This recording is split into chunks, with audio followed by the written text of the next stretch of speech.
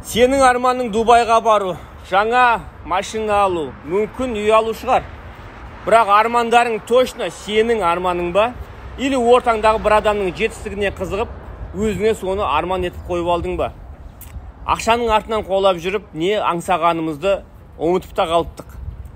Арманың көп сияқты, бірақ мен саған гарантия берем. Дәл қазір қағаз алып, 100 арманыңды жазшы. 30-дан да аспайды. Сені миллионер ететін 26 қадам. Шынайы 100 арманыңды қағазға түсір. Мен 13 жыл бұрын үйлендім. Ол кезде Мейрамбек басқа болған. Армандарымның бірі дүбірлетіп той жасау еді. Бірақ той жасайтын ол кезде мүмкіндік болған жоқ. Арада 13 жыл өтіп, тойымды өткіздім. Біраз адам күлді. 3 бала шағамен шал болғанда үйлену тойыңды жасап не көрінді деп.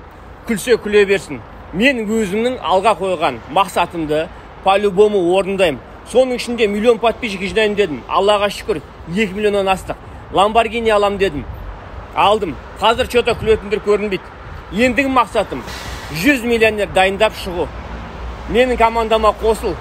Осы айда бастаймыз.